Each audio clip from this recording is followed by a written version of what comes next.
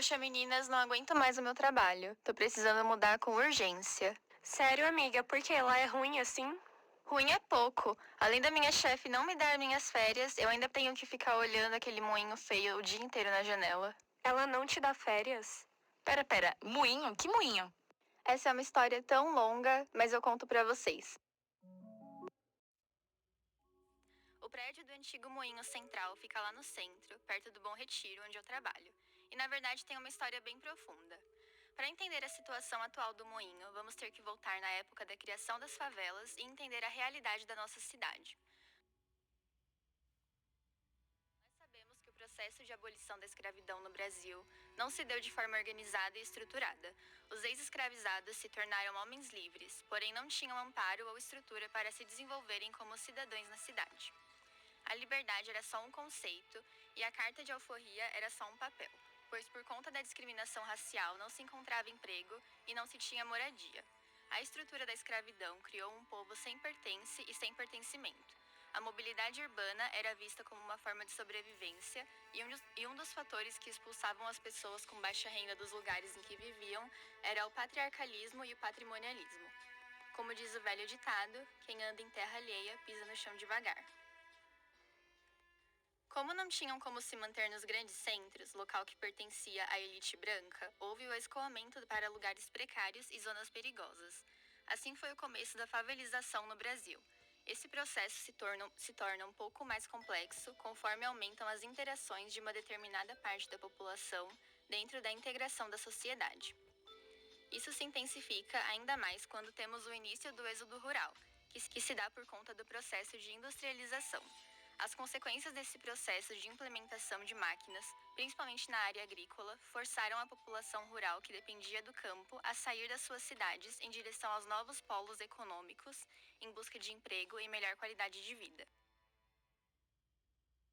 Com a movimentação econômica e populacional, era de se esperar a preparação das cidades para receber o novo fluxo de pessoas com o melhoramento da infraestrutura social, como hospitais, escolas, transportes e etc.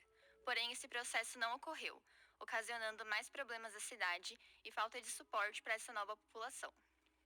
Essa falta de planejamento também afetou a questão de moradia, que por falta de adequação, fomentou a especulação imobiliária, elevando os preços dos aluguéis, obrigando esses novos cidadãos a viverem em partes mais afastadas dos centros urbanos e em moradias insalubres. O processo de êxodo rural pode levar ao crescimento rápido e desordenado, e podemos o chamar de microcefalia urbana, e esse movimento afeta a população em geral como um efeito de dominó, pois como não há uma estrutura de governo para receber esses cidadãos, consequentemente há aumento da pobreza. Afinal, não há trabalho formal a todos, principalmente para essa população que tende a não ter formação e acabam indo para o trabalho informal, aumento da poluição ambiental e proliferação de doenças que podem vir da falta de saneamento básico, sucateamento e colapso dos hospitais públicos. São Paulo é eleita a cidade mais conectada do Brasil. São Paulo, líder da inovação na América Latina. Principal cidade para empreender. A cidade que pode se tornar a cidade do futuro. Será mesmo? Depois de todas essas pontuações, a imagem que se tem sobre a principal cidade do Brasil se distorce, no sentido de que há mais do que a perspectiva de São Paulo como uma cidade tecnológica, centro de inovação cultural e um polo econômico. Mas a importância de colocá-la na ótica de uma metrópole desigual, que aloca uma segregação socioespacial e que germina marginalização e pobreza. São Paulo é uma fonte para diversas discussões. O custo de vida para os pobres continua sendo o mais elevado do país. Tal situação traduz nível acentuado de desigualdade social e de modificação na tendência da distribuição espacial por parte da população de baixa renda. A precariedade do sistema de transporte paulistano também resulta da situação habitacional, de expansão periférica e da política de investimentos insuficientes em transporte de massa, e a maneira de círculo vicioso estimulando o transporte individual, este, obviamente, acessível apenas a partir de determinado nível socioeconômico. Temos que considerar que a pobreza não se limita à insuficiência da renda, mas sim constitui condição ou síndrome que se relaciona a vários tipos de carência. Entre esses estão aqueles que se referem à participação do poder público no assim chamado salário indireto, isso é, a educação, a saúde, a qual está nas mãos de um Estado e uma elite que desrespeita a qualidade de vida de uma certa massa de habitantes que nela moram e que lida com uma desenfreada e perversa especulação imobiliária. A megacidade acaba se destacando por ser um referencial mundial de incubadora de startups com um ecossistema de inovação que consegue fazer um ambiente cada vez melhor e mais inteligente para os negócios, visando principalmente um ambiente mais inclusivo e acolhedor para todas as pessoas. Mas os atores dentro dela falham fazer de São Paulo uma atuante efetiva na manutenção de problemáticas expressivas nas suas dependências. O que nos leva de volta ao moinho.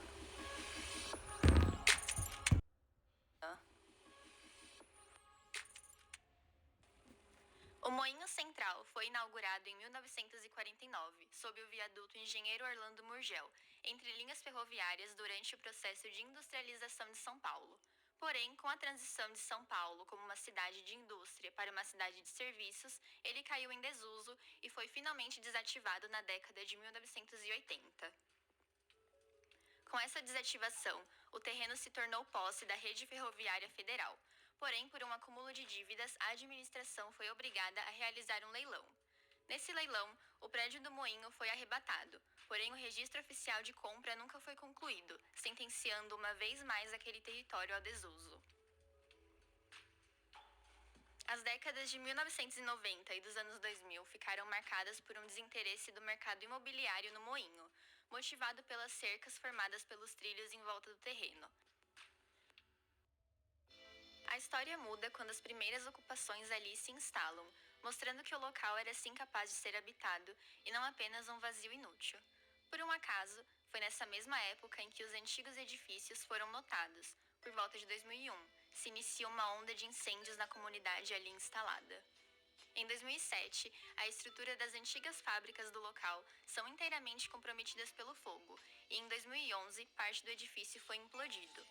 Em 2012, um muro feito de concreto, com aproximadamente 55 metros de comprimento, foi construído nos arredores da comunidade para conter a sua expansão. E em 2013, o prefeito Fernando Haddad afirma ter como objetivo a eliminação total da favela do Moinho, mesmo após afirmar em campanha eleitoral que trabalharia a favor da regularização do terreno. Temendo outro incêndio e querendo evitar mais mortes, em 4 de agosto de 2013, moradores do moinho se reuniram para derrubar o muro e construir uma rota de fuga. Policiais chegam ao local para impedir, porém são informados durante o ato da autorização dada pelo Corpo de Bombeiro aos moradores. Cerca de 80 famílias estão desabrigadas depois do incêndio que atingiu a favela do Moinho na região central da cidade. Essa favela foi o 34º incêndio só este ano, incêndio de grandes proporções que ocorreu em São Paulo. Carros mergulhando na grossa coluna de fumaça que era possível ver de longe. Debaixo do viaduto Orlando Murgel, casas da favela do Moinho viravam cinzas.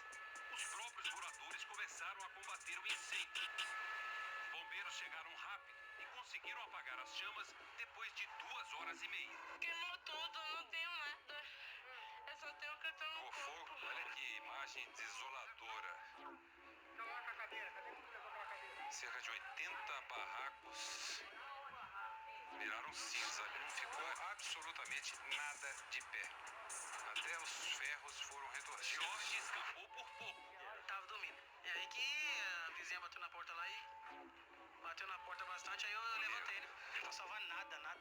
Só documento, só isso com a roupa do corpo, não roupa aqui, não é Vai nada. pra onde agora? Agora é esperar, né?